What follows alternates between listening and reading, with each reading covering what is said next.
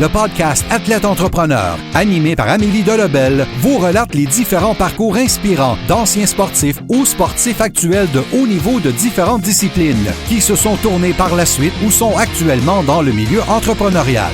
Des entrevues et reportages qui sauront vous motiver à atteindre votre plein potentiel. Le podcast Athlète Entrepreneur, des cheminements à découvrir.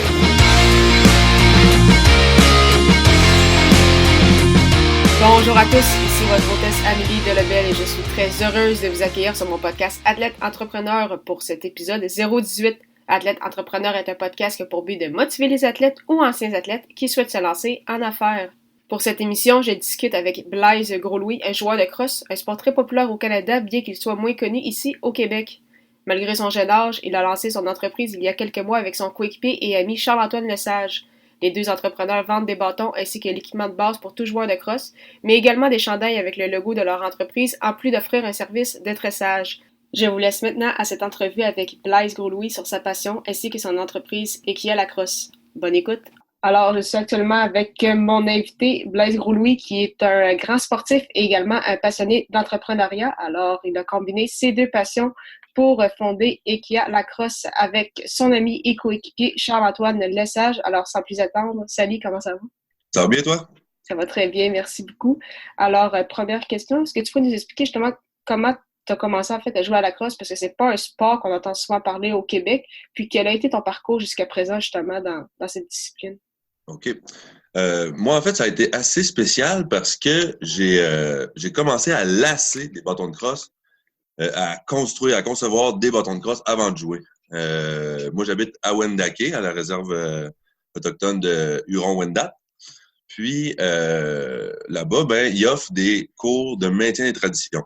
Donc, c'est à ce moment-là où ils me montraient comment concevoir des bâtons de crosse traditionnels en bois, puis en babiche et en cuir, pour justement maintenir les traditions, comme je disais.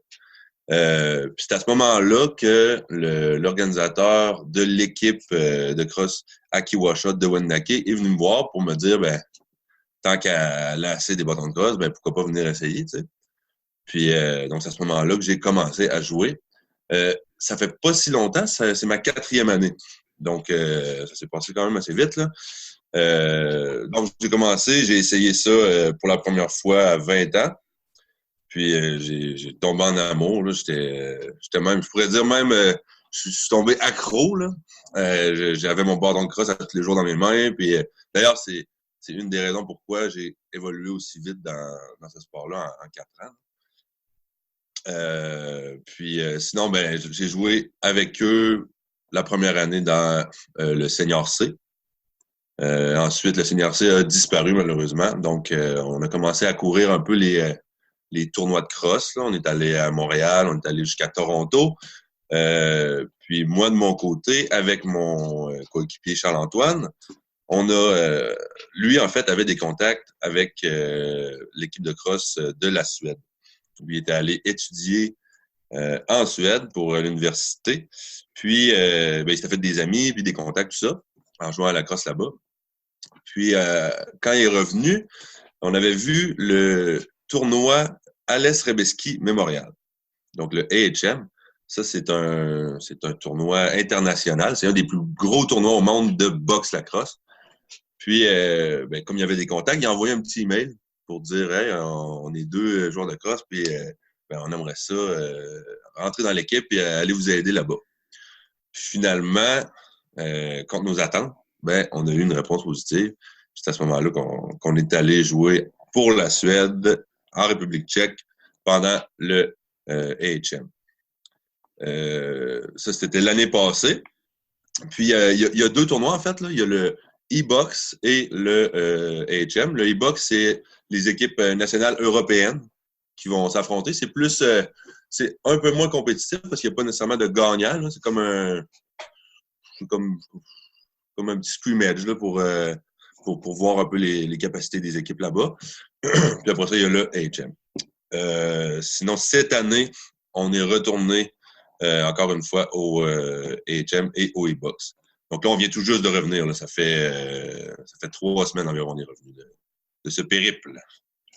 Parfait. Puis justement, est-ce que tu comptes jouer à la crosse pendant encore longtemps? Est-ce que tu aimerais ça? C'est là, je sais qu'il y a une ligue professionnelle, mais est-ce que tu aimerais ça justement te rendre le plus loin possible?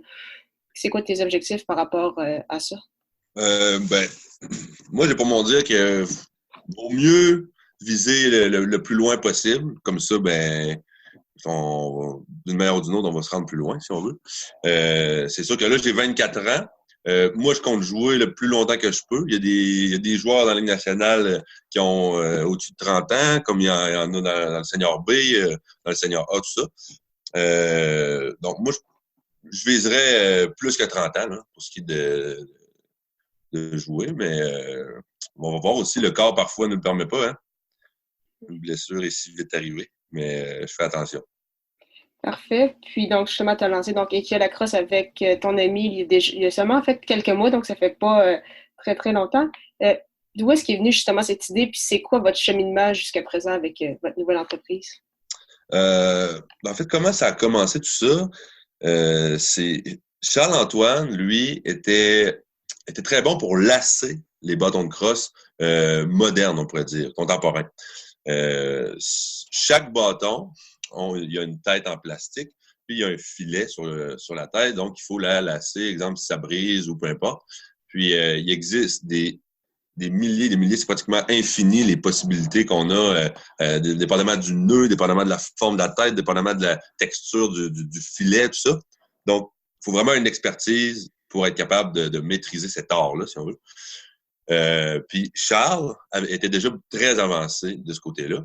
Puis moi, de mon côté, j'avais toujours voulu me lancer dans une entreprise. Je savais pas encore dans quoi, mais ce que je savais, c'est que je voulais que ce soit quelque chose qui me passionnait. Puis la crosse, ça me passionnait. Puis là, j'ai vu Charles-Antoine qui avait ce talent-là. Donc, je l'ai vu un bon jour en train de lasser sur son patio. Puis c'est là que je suis allé voir. Je lui ai dit, Charles, ça ne tenterait pas qu'on starte une business? J'ai dit, ça vaut quelque chose, ça, tu sais, c'est une expertise, puis les gens en ont besoin. Puis il arrêtait pas de lasser les bâtons de toute l'équipe, puis ça finissait plus, tu sais. Donc, c'est comme ça que ça a un peu commencé. Puis, on a commencé là, avec des retailles de fils, des retailles de lacets de souliers. Puis, on avait... Et que la crosse est littéralement partie d'un sac de plastique.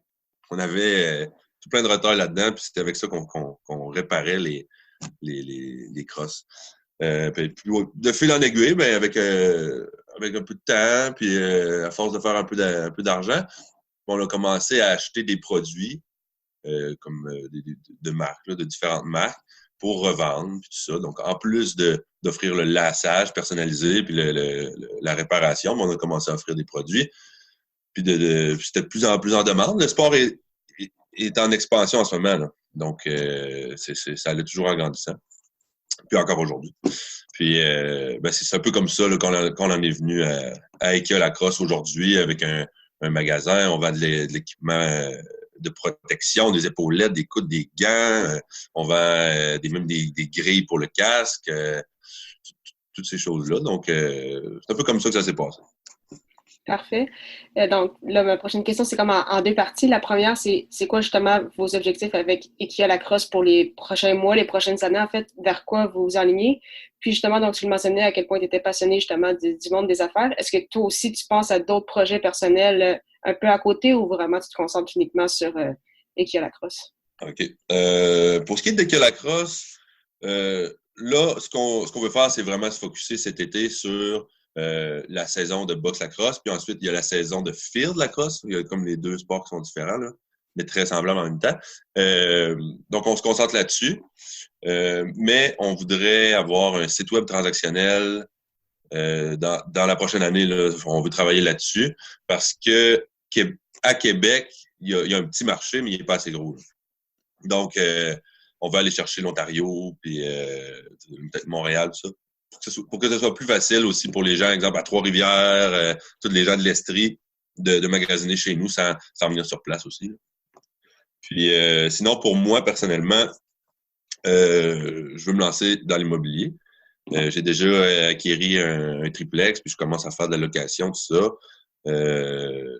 Prochainement, je vais suivre un cours en gestion immobilière aussi. Donc, j'aime vraiment le monde de l'immobilier, puis le monde des affaires aussi. Donc, en ce moment, là, je baigne pas mal là-dedans. Donc, tu te tiens occupé. Exact, oui, pas mal. Parfait. Donc, pour finir l'entrevue, je vais juste finir avec des questions en rafale. Puis la première, c'est quelle est la chose la plus importante que le sport t'a enseigné? Je pourrais dire la confiance, confiance en soi, puis le friendship. D'être en équipe, là, ça soude vraiment, vraiment léger, je pense. Parfait. Quel est ton plus beau souvenir sportif? Ça serait le AHM, le Ales Robesky Memorial. C'est tellement un événement complet. Là, tu arrives là-bas, c'est complètement un autre monde. Puis c'est comme le paradis de la crosse, si on veut. Là. La vibe est vraiment extraordinaire. Donc, pour moi, ça serait vraiment mes 2 expériences de AHM jusqu'à maintenant. Là, c'est pas mal ça. Parfait. Puis la dernière question, c'est si, mettons, un ancien athlète ou un athlète actuel te posait une question, avoir ton meilleur conseil pour se lancer en affaires, ça serait quoi, en fait, que tu lui dirais?